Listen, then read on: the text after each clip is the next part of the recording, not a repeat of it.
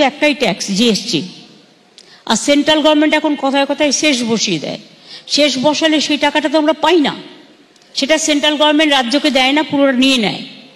এবং যখন স্কিম করে সেন্ট্রাল স্পন্সর স্কিম, নামটাও তারা দেয়, রংটাও তারা দিয়ে দেয়, কিন্তু স্টেট আদৌ সেটা পারবে কি না, কারণ 40% 50% টাকা আমাদের দিতে হয়।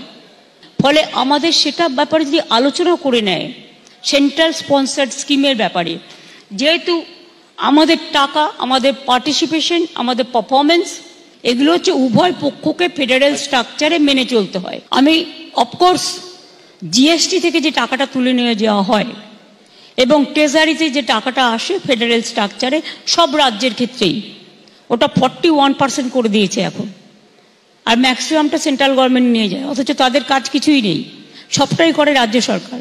তাই আমরা ওটাকে 50%-এ নিয়ে যেতে বলেছি।